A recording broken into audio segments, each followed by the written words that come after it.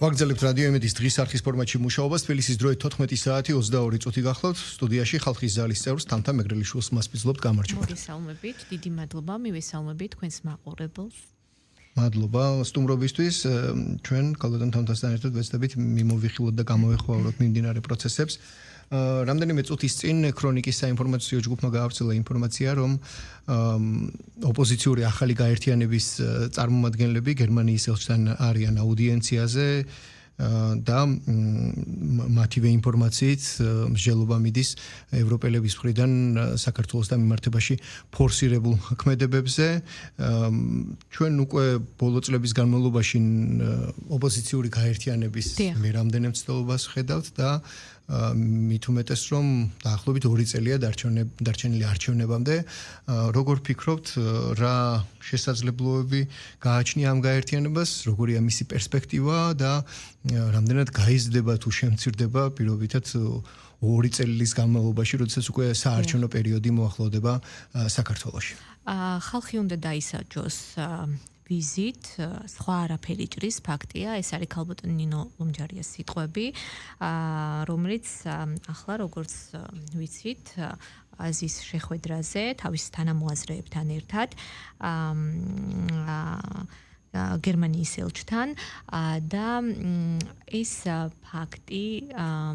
და ეს გაერთიანებაც, მოდი ასე ვთქვათ, ერთიან ჭრილში რომ განვიხილოთ, ერთიანი ოპოზიციის ასე ვთქვათ გაერთიანება, ეს არის თვით გადარჩენის რეჟიმზე პოლიტიკურად გადართვა ამ ძალებისა, რომლებიც პრინციპში დაქსაქსული იყვნენ და ახლა რაღაცა ერთიანი ასე ვთქვათ პოლიტიკური იდეით ერთიანდებიან. ეს იდეა არის უცვლელი, ცალსახად არის ის, რომ მოხდეს ქართული ოცნების რეჟიმის შეცვლა და ისინი ამისთვის ხა ჩვენ ნახეთ ხო არაერთხელ ვთქვათ იგივე ქუჩაში ცდილობდნენ პროცესების ასე ვთქვათ გადმოტანას და პოლიტიკური დღის წესრიგის ესე ქაოსურ და ქაოტურ რეჟიმში გადმოტანას. ანუ ეს მცდელობები ცალსახად კიდევ ერთხელ ვამბობ რომ არის პოლიტიკური მცდელობა იმისა, უბრალოდ მცდელობა იმისა, რომ დაკარგული, განულებული ოპოზიცია პოლიტიკურ არეალზე დაბრუნდეს და დაბრუნდეს რაღაცა ოპოზიციურად განწყობილი სპექტრისთვის, გარკვეულწილად იმედის მომცემი პოლიტიკური ნარატივებით და მესიჯებით. მე ვფიქრობ, რომ ეს მათი მხრიდან ეს გააქტიურება და ამ ფორმით, ასე ვთქვათ, ამ ფორმით გააქტიურება არის მკაფიო პასუხი იმაზე, რომ ისინი ძალიან კარგად აფასებენ და ხედავენ, რომ ქართული ოცნება ამერიკის შეერთებულ შტატებთან ურთიერთობას ალაგებს. იმიტომ რომ იგივე ვთქვათ ეს მაღალი დონის შეხვედრები, რომელიც გაიმართა, ფაქტიურად ნიშნავს და გაკეთებული განცხადებები, ფაქტიურად ნიშნავს და ის განწყობები, რომელიც ამ შეხვედრებზე გამოიკვეთა, ნიშნავს იმას, რომ დროებით გაყინული ვთქვათ წერტილიდან ჩვენი ურთიერთობები ასე ვთქვათ დაიძრა და აუცილებლად ურთიერთ შემხვედრი ასე ვთქვათ პოლიტიკური პოზიციებით ჩვენ გარკვეულ ვთქვათ ხარისხში აღვადგენთ იმ პარტნიორულ ურთიერთობებს, რაც იყო და არსებულს გავაუმჯობესებთ. ეს არის ჩემი პოზიცია და ზოგადად ახლა საერთო ჭრილში რომ დავინახოთ იმ გლობალური გამოწვევების ფონზე რაც არის ზოგადად რეგიონში სამწუხაროდ გაერთიანებული ოპოზიცია და ოპოზიცია ანუ ერთად და ცალ-ცალკე თითოეული მათი წევრები რა თქმა უნდა არ იცვლიან პოლიტიკურ ხელწერას, არ იცვლიან პოლიტიკურ მწამს და დამოკიდებულებას ქართული სახელმწიფოს მიმართ და ცალსახად ეს დამოკიდებულება იყო და არის მტრული განწყობები, რაც რა თქმა უნდა აისახება ყველა მათ განცხადებაში, ყველა მათ ასე ვთქვათ მცდელობაში, ეს იქნება ვთქვათ მგვალი მაგიდის ფორმატში თუ მის მიღმა, რომ რეალურად მოხდეს სახელისუფლებო გუნდის დასანქცირება, მოხდეს იგივე ვთქვათ იმ მთავარი, ასე ვთქვათ, განწყობების შეცვლა, რაც ამომრჩეველთა უმრავლესობას აქვს. აი მაგალითად, იგივე დასანქცირება პოსტივისი და TV იმედის, რა თქმა უნდა, არის პოლიტიკური ანგარიშწორება, რომელიც პრინციპში არც ერთ სამართლებრივ, ასე ვთქვათ, არგუმენტს არ ემყარება და არის, როგორ გითხრათ, ოპოზიციისათვის გადადგმული ნაბიჯი, კიდევ ერთხელ იმისათვის, რომ მკვდრად მშობილი ოპოზიცია ამ გაერთიანების პირობებშიც რაღაცა მკვდრად მშობილ ოპოზიციას ამ გაერთიანების პირობებშიც კი რაღაცა პოლიტიკური ფუნქცია შესძინოს და რაღაცა დამატებითი, ასე ვთქვათ, განწყობები, ნდობის ფაქტორიდან გამომდინარე რაღაც დამატებითი განწყობები გააჩინოს, იგივე ვთქვათ, მათივე ამომრჩევლებში. გასაგები, ანუ თქვენი ხედვით დიდ პერსპექტივას ვერ ხედავთ, თუმცა არის გარკვეული პარტიებიც, რომლებიც ამ 9 პარტიის გაერთიანებას არ შეუერთდნენ და თავიანთი სტრატეგიით აგრძელებენ მოქმედებებს. თქვენ ახსენეთ გლობალური კონტექსტი. რომელზეც აუცილებლად ვისაუბრებთ, თუმცა ის მომენტი, რომ ჯერ არჩევნებამდე დარჩენილია 2 წელი. ლოგიკურია და სწორია, რომ 2 წლით ადრე პოლიტიკური გაერთიანებები ცდილობენ, ფიქრობენ, იწყებენ ზრუნვას, მსჯელობას, ფიქრს წინასაარჩევნო კამპანიისთვის და ასე შემდეგ. აი ეს გაერთიანება რამდენად იქნება მათთვის პოლიტიკური დივიდენდის მომტანი და თქვათ 9 პარტია ცალ-ცალკე რო ყოფილიყო იმაზე მეტ პოლიტიკურ სარგებელს მიიღებენ ამ ალიანსით? მე ვფიქრობ, რომ ამ გაერთიანების პირობებშიც არანაირი დივიდენდი პოლიტიკური თვალსაზრისით ამ ოპოზიციური პერსპექტივისთვის არ არსებობს, იმიტომ რომ რეალურად პოლიტიკური, ასე ვთქვათ, გამოცდილება უკვე ქართულ ხალხს, ამომრჩეველთა უმრავლესობას ცალსახად კარნახობს იმას, რომ ოპოზიცია ქვეყანაში არ არის ჯანსაღი ოპოზიცია, იმიტომ რომ მათ არ აქვთ უნარი მოახდინონ ჯანსაღი ოპონირება და აპელირება მოახდინონ იგივე ვთქვათ ისეთ მნიშვნელოვან საკითხებზე, რომელიც დღეს ჩვენი ქვეყნის დღის წესრიგში დგას და ვთქვათ თავისი ალტერნატიული ხედვები, პოლიტიკური ურთიერთობის ფორმას გულისხმობ, ხო? ალტერნატიული ხედვები, გადაჭრის გზები შესთავაზონ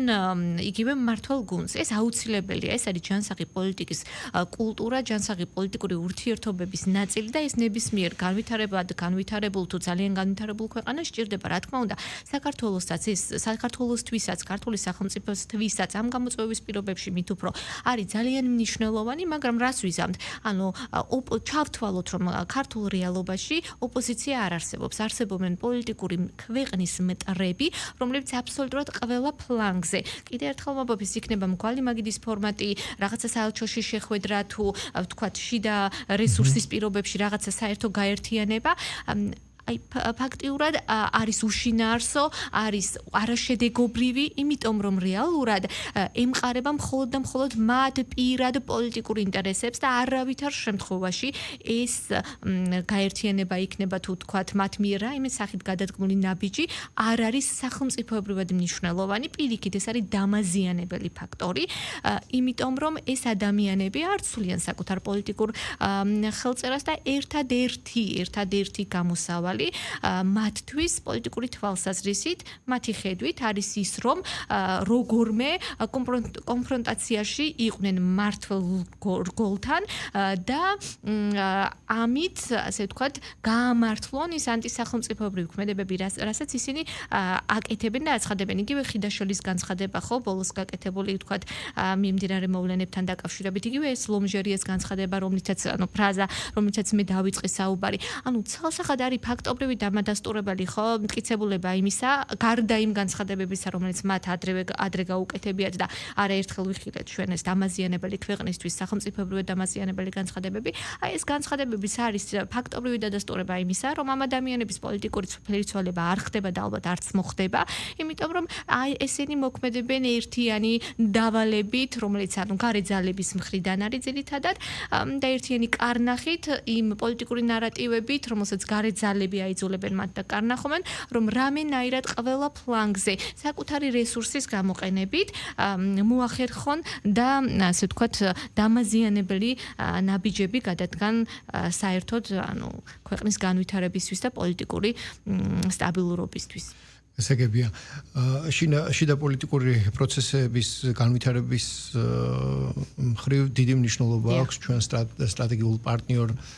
სახელმწიფოებთან და ზოგადად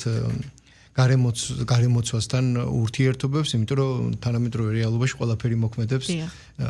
ყველა ტიპის საგარეო ფაქტორი აისახება შიდა პოლიტიკურ მოვლენებზე.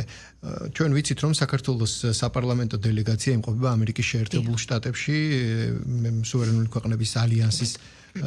სახელით დაგეგმულ კონფერენციაში და ამ კონფერენციის პარალელში აგერ ვრცელდება ინფორმაცია, რომ შეხვედრა გაიმართა უკვე სენატორთან და დელეგაციის ხელმძღვანელი ავრცელებს თავად ამ ინფორმაციას ბატონი ნიკოლოზ სამხარაძე. თქვენ როგორ ფიქრობთ, რა პერსპექტივას ხედავთ საქართველოს-ამერიკის ურთიერთობის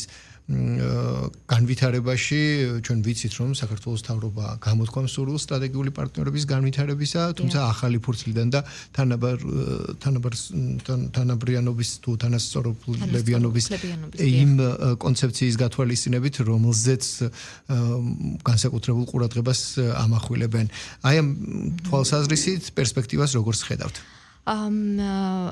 უნიშნულოვანესი იყო ეს შეხვედრები და ეს შეხვედრები იყო მაღალი დონის შეხვედრები, რაც ძალიან მნიშვნელოვანი არის და მე ვფიქრობ, რომ ამ მაღალი დონის შეხვედრებიდან გამოსული თქვა ჩვენი მხარის განწყობით თუ მიმსჯელებთ, უნდა ვივარაუდოთ, რომ საქართველოს და ამერიკას შორის ურთიერთობები დროებით გაყინული წერტილიდან პრინციპში დაიძრა და სწორი დინამიკის პირობებში ვფიქრობ, რომ ამერიკა-საქართველოს ურთიერთობები ძალიან სწორი და საჭირო მიმართულებით გადაიტვირთება. მით უმეტეს ამ გამოწვევების ფონზე, რაც ვთქვათ, რეგიონში მიმდინარე გეოპოლიტიკური სურათი იძლევა, რა თქმა უნდა, საქართველოს გეოპოლიტიკური მდებარეობიდან გამომდინარე, რა თქმა უნდა, ანუ იგივე სატრანზიტო ფუნქციიდან გამომდინარე, რა თქმა უნდა, საქართველოს და ქართული სახელმწიფოს როლი ძალიან დიდია, მაგრამ ქართულ სახელმწიფოს ხელს სჭირდება ძალიან დიდი პოლიტიკური, ასე ვთქვათ, ბალანსი და პრაგმატული მიდგომები იმისთვის, რომ თქვათ ჩვენ ამ მწვავე გეოპოლიტიკურ ვითარებიდან ჩვენთვის საციკეთო პირობებით გამოვიდეთ, ან სულ მცირე შევინარჩუნოთ მშვიდობა, იმიტომ რომ დამერწმუნებით, რომ დღეს ძალიან დიდი პოლიტიკური უნარი არის იდგე სოფლიო, ასე ვთქვათ, ომის ქარცეცხლში, იქ სადაც პრინციპში საზღვრები იწვის და ძალიან დიდი პოლიტიკური უნარია ახერხებდა იმას, რომ იყო, ვთქვათ, მშვიდობის დერეფანიც და იყო იგივე, ვთქვათ, მეზობელ სახელმწიფოებს შორის ურთიერთთანამშრომლობის ხიდით, ამ შემთხვევაში ვგულისხმობ, ვთქვათ, აზერბაიჯანისა და სომხეთის შორის ჩვენს როლს და აი ახლა ამ ბოლო პერიოდში, ვთქვათ, ამ კონკრეტულ საკითხს თქვენ იცით, რომ ვთქვათ, იგივე შეხვედრის თემა იყო ფაშინიანი გახლდათ ჩამოსული და ვთქვათ, გავაგრძელებ ამ თემასაც, ანუ ამ ვთქვათ შეხვედრების ეს იყო ძალიან მნიშვნელოვანი შეხვედრა იმ ფონზე, რომ აი ვთქვათ, რეგიონალური ასე ვთქვათ, გამოწვევის პირობებში საუბარი შეეხო იგივე ვთქვათ ეკონომიკურ, ორმხრივ, რეგიონალურ ურთიერთობებს, ზოგადად დღის წესრიგს ამ ვთქვათ პოლიტიკურად ტურბულენტურ პირობებში და ჩემთვის საკვანძო იყო, რა თქმა უნდა, ამ მნიშვნელობიდან შეხვედრის მნიშვნელობიდან გამომდინარე, პრინციპში შეფასების თვალსაზრისით ყველაზე საკვანძო ალბათ იყო ის, რომ ფაშინიანმა თქვა შემდეგი სიტყვები, რომ დღეს სომხეთსა და აზერბაიჯანს შორის სომხეთი და აზერბაიჯანი აყალიბებს ერთმანეთს შორის ეკონომიკურ ურთიერთობებს და ამ ურთიერთობებში საქართველოს არის ასე ვთქვათ გამწევი, ასე ვთქვათ მნიშვნელოვანი რგოლი და ის ამით მადლიერია, ხო? ანუ ამ შემთხვევაში საქართველოს როლის პოლიტიკური თვალსაზრისით როლის კიდევ ერთი ხაზგასმა იყო ეს პოლიტიკური თვალსაზრისით, იმიტომ რომ საქართველოს მართლაც რეგიონში არის ლიდერი, მართლა მშვიდობის დერეფანია, მოდი ასე ვთქვათ, და გავიხსენოთ ისიც, რომ ამ ორ სახელმწიფოს შორის საქართველოს მათ ან თქვათ ომის პირობებში ერთგვარი მშვიდობის ხიდის როლიც შეასრულა, ხო? აქედან გამომდინარე, რა თქმა უნდა, ძალიან მნიშვნელოვანია, რომ იგივე ფაშინიანის პოზიცია და იგივე დამოკიდებულება ამ ორი ჩვენი, ასე ვთქვათ, სახელმწიფოს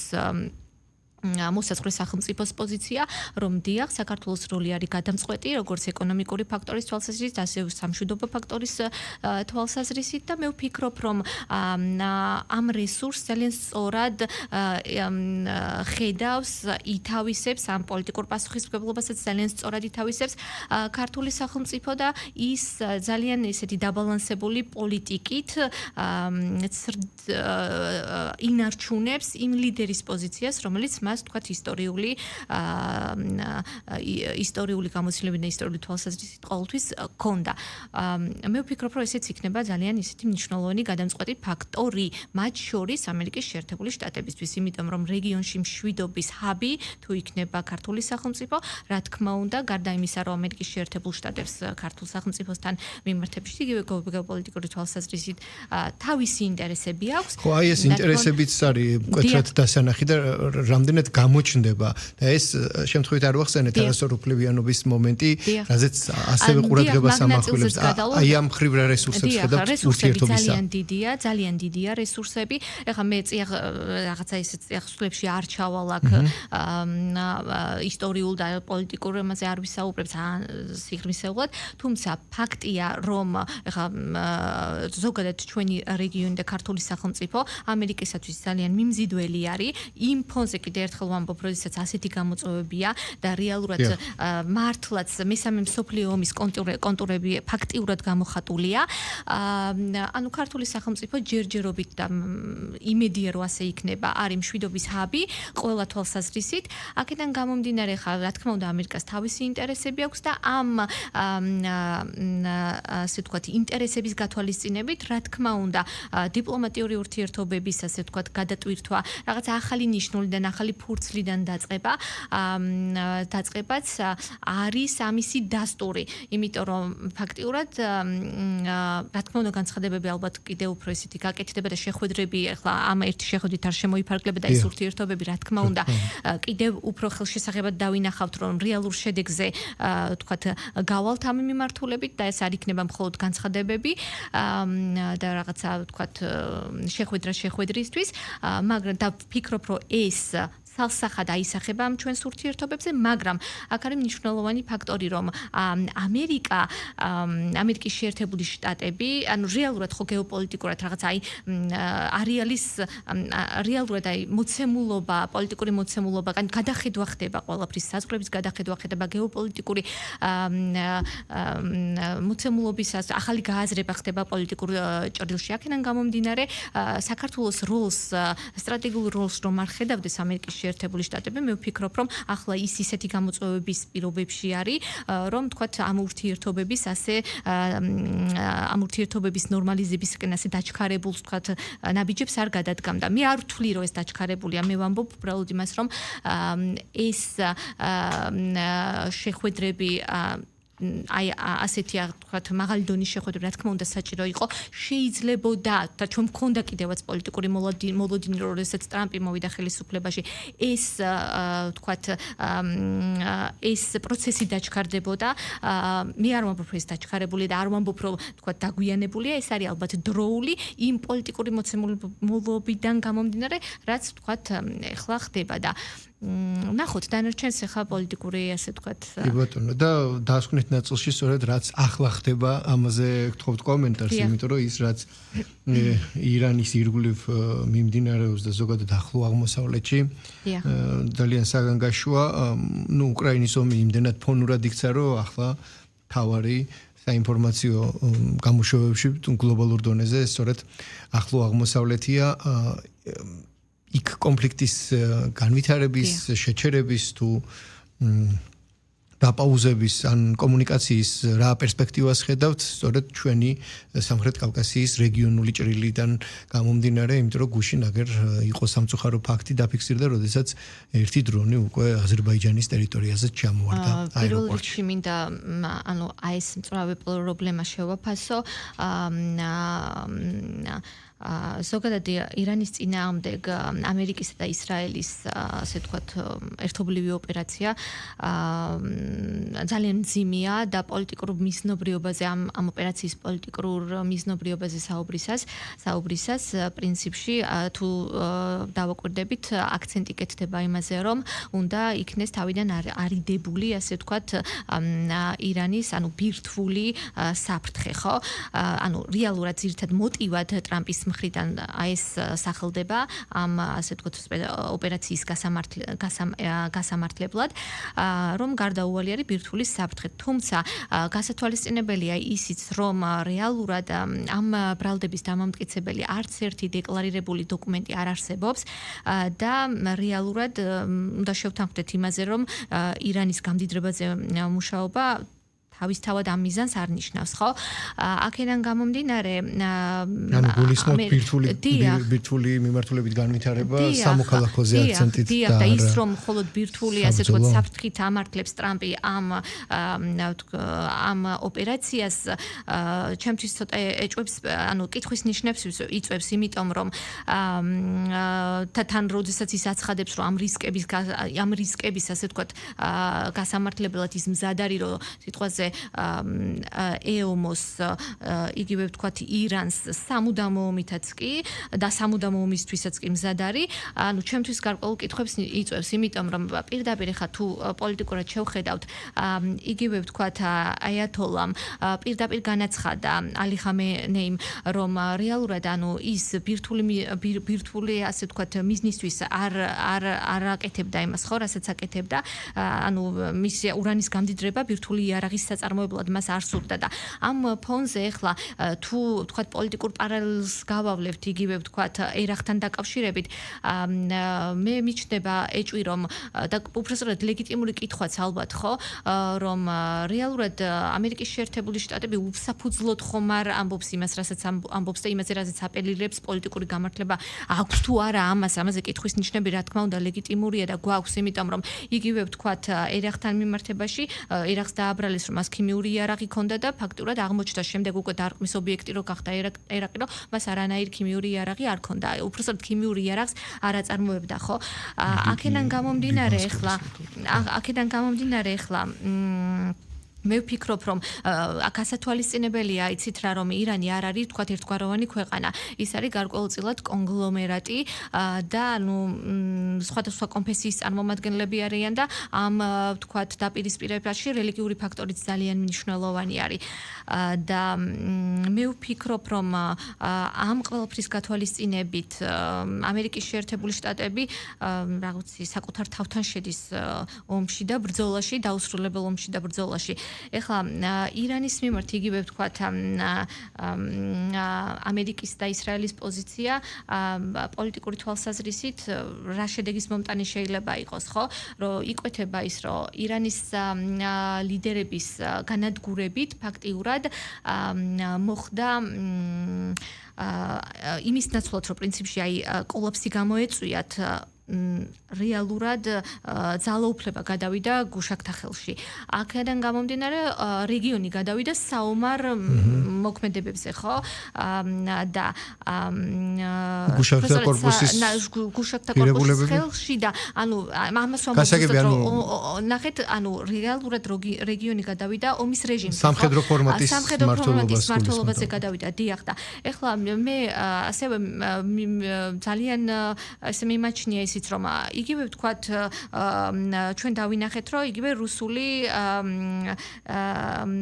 CU-35 იქნა გამოყენებული და ასევე გამოყენებული იქნა რაკეტები რომელიც ჩინეთმა მიაწოდა ხო ირანს და შესაბამისად ახლა ეს ქმნის იმის მყარ საფუძველს რომ ირანს მოსკოვი და პეკინი არა მხოლოდ თქვათ სადაზვერვო თქვათ კუთხით ეხმარებიან, არამედ ეხმარებიან იარაღითაც, ხო? ან ეს კიდე მეტყოლებს იმაზე, რომ რეალურად მათ რაღაცა გრძელვადიანი თამაშის წესები აქვთ რეალურად, ასევე მნიშვნელოვანია და გასათვალისწინებელია ისიც, რომ ირანმა პრინციპში თავისი მთავარი კოზირი გამოიყენა, რაც იყო ჰორმუზის სრუტის ჩაკეტვა და ჩვენ ვნახეთ, რომ ანუ ნავთობის ფასმა მოიმატა და ევროპისთვის ფაქტიურად 50%-ით გაძვირდა გაზიც და მე ვფიქრობ, რომ საერთოდ ირანის ზოგადად ირანთან მიმართებაში შტატების მიზანი არის, რომ საბოლოო ჯამში ჩინეთს გადაუკეტოს რესურსი, ანუ ენერგეტიკულ რესურსებზე წვდომა ჩინეთისა შეზღუდოს. ენერგეტიკულ რესურსს გულისხმობ. ანუ ეს ძალიან მძიმე შედეგების მომტანი იქნება. რა თქმა უნდა, ეს გავლენას მოახდენს ჩვენზეც, იგივე ეკონომიკური თვალსაზრისითაც, მაგრამ კიდევ ერთხელ ვამბობ, ეკონომიკურის გარდა რეალური საფრთხეები არის, ხო? იმიტომ რომ ეს არის მესამე მსოფლიო ომის მკვეთრი კონტურები, რომლის არეალიც დღითიდღე იზრდება, იმიტომ რომ კიდევ ერთხელ ვამბობ, ირანის ფაქტორი გასათვალისწინებელია, ის არ არის ერთგვაროვანი, ანუ არაერთგვაროვანი არის და შესაბამისად რისკები იმისა, რომ თქვათ რეგიონში ზოგადად დაიძაბოს ურთიერთობა არის ძალიან მძიმე იმ ფონზე, როდესაც თქვათ იგივე ჩვენ მეზობელ სახელმწიფოებზე მოხდა ასე თქვათ თავდასხმა. მადლობა ამასობაში ამოიწურა ჩვენი დრო, მადლობა სტუმრობისთვის, ხალხის ზავლის წევრს თამთა მეგრელიშვილს მასპინძლობდით, მადლობა დროებით.